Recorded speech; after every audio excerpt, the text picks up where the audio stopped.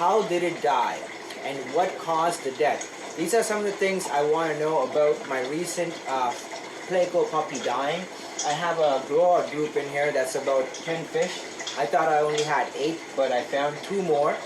And essentially, one of them ended up dying when I was trying to count them, okay?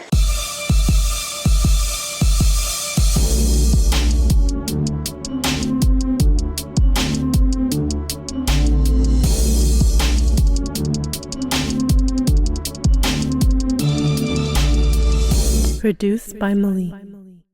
I need to know how one of my baby zebra plecos died. I need to know because I need to know exactly what happened to this animal and how he might have died, so that I can prevent that in the future, as well as hopefully make sure that nothing else is wrong in the tank, so that none of my other fish are affected by whatever it is that potentially killed that animal. Now, this need is essentially what drives the hobby. This is how I've met some amazing people in the hobby, me trying to find out information, as well as them trying to find out information and coming across my channel or something that I've published or put out there on social media potentially, and contacting me in turn and becoming friends and acquaintances and learning from each other and becoming better fish keepers. Now, a good example is, this is exactly how I met one of my good friends, Dr. Thomas. He's a zebra pleco master breeder from Belgium, and he actually lost some of his zebra plecos grow-outs last year at some point, and he was trying to figure out how they died, exactly like how I'm trying to figure out how my fish died. So this innate need that he had to figure out exactly how his fish died led him across one of my videos, which was talking about some of the causes that I thought were the reasons why some of our zebra plecos can die an untimely death. So he found this video quite intriguing, contacts me, says, hey, I really liked your content, I found it quite intriguing and valuable, and I have some ideas I want to bounce off of you. Are you down to talk about this further? So then we end up talking. Turns out we have very similar interests in fish keeping. We also are quite similar in personality, and we became quite good friends in the last year and change.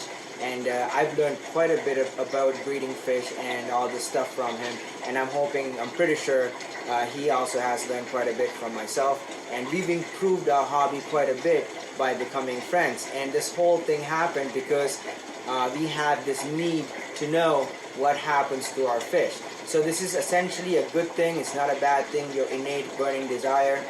It's always good to know what happened, and even if you don't know, it's good to have a theory. So with this particular situation, I tried to figure out what happened. I did all the water tests. Everything came back normal. My pH is at about 6.7, and the TDS is about 210. The nitrates are about 10-15 ppm. I have to put the resin back in here. That's the only thing I changed. From Monday, I took the resin out Sunday night actually to rinse it, and I don't think that caused any negative effects because the resin is inert. It's not doing anything. The nitrates have not risen to drastic levels since I removed the resin. Everything is within reasonable parameters. The temperature is ideal, everything. So all my other fish are obviously doing great, and knock on wood, they should be all fine. But at the same time, I still want to know how I ended up killing my one grow-out fry that was in there.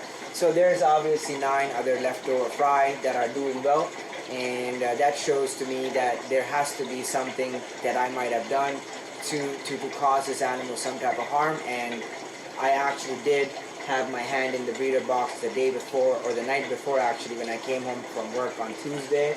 I was going through the breeder box to get a count of what's in there, because these animals are actually pre-purchased by a gentleman in Toronto, and so I have to keep track of it, and I like to give him updates and stuff of his fish. So they're growing out in this tank, and he still has to send me money for it, but he is in the waiting list, and he's bought fish from me before, so I've reserved these fish for him, and he's going to send me some money for them soon. So I was taking count of the fish, and I'm pretty sure I crushed it by accident when I was moving about in there, and I was late on Tuesday night. I was tired from work, so I wasn't really paying attention. And this is a pretty common thing actually. I talked to a few other master breeders who also said you probably crushed the animal when you were mucking about in the container.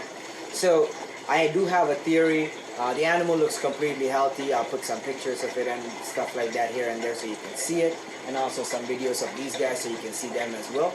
They are doing well, and there's actually 5 from several different clutches in here because I had some smaller clutches in the last month, so I decided to grow them all out together. I still have some in here as well in the cave, and essentially the rest of them are doing really well, and they are eating, they're growing, and there seems to be no other issues, which is great. Thank God for that.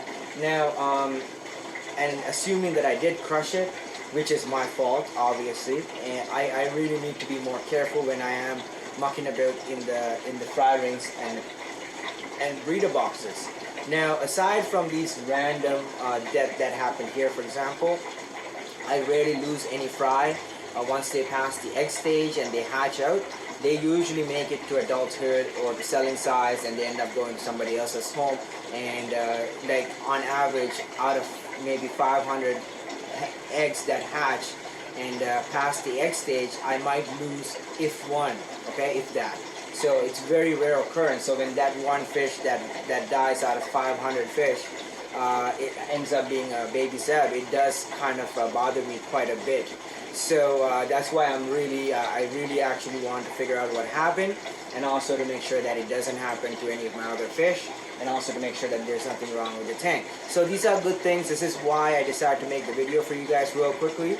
Figured that this might help other people. It's not that we always know what happened. Obviously, in this case, I only have a theory, and a lot of times what we have are theories, but it's good to have some type of an idea at least, so that you can prevent future issues and be more careful. In my case, for example, like, you know, not to muck about in the breeding boxes just because I have to get a count, you know, of what's there, and or, you know, whatever it might be the case that caused the death, like a pH crash, for example. If the cause of death was the pH crash, then you might be able to monitor that more closely in the future and figure out that, you know, when that it does start happening, you can, you know, fix the problem before it becomes an issue.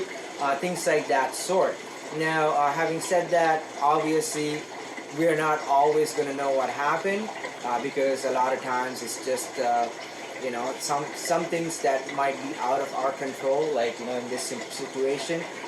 You know, in other situations it could be things that we do have control over. It could be something like diet, could be something you fed, you know, could be a disease that you brought in, could be a disease that's latent in the tank that decides to arise after a while, and things like that sort. So always a good idea to keep track of things, your measurements and stuff. I always recommend having good calibrated measuring devices and a good master test kit, so you can always check your measurements and also correlate them with your other measuring devices, so you kind of have an idea of where things are on a day-to-day basis. Beyond that, the next thing is keeping the animals healthy and happy, feeding them a proper diet, keeping them in the right environment, keeping them in the right temperature, keeping the nitrates low in your aquariums. These are all big factors of sudden disease onsets or sudden deaths that are unexplainable, because, you know, like, these animals have to live in this box of water, and everything they do is happening within that box. They're breathing, they're pooping, they're breeding, they're peeing, their excretions, all the other toxins that they might be releasing, you know, hormones and stuff like that into the water. All those things can accumulate in this box of water. So a regular water change is quite highly recommended, weekly or bi-weekly, 50% or 30% or whatever it might be that you want to do to maintain the proper levels, as well as using other things like a proper filtration, backup filters, using nitrate resins to remove nitrates, things like that, keeping them in the right pH. All these things matter, obviously. So hopefully this all helps some of you guys to figure out why suddenly some of your fish might have died, and also to prevent these things in the future. If you have any questions, please feel free to comment below, and I will get back to you guys in a timely manner. And if you haven't subscribed, subscribe and hit that notification icon so you do not miss out on these cool videos, as well as many other videos that are coming through to you through this channel. And for everybody that is a channel member, thank you so much, and please consider joining the channel and contributing in that way to support this channel. And as always, thank you so much for your continued love and support. If you find value in this content, give this video a thumbs up, and I will see you guys on the next one. I love you all. God bless you.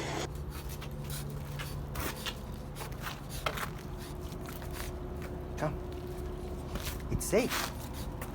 Come. It's totally safe.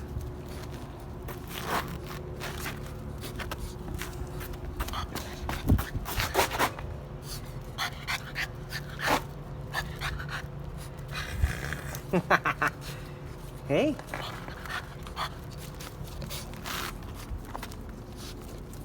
Don't need that.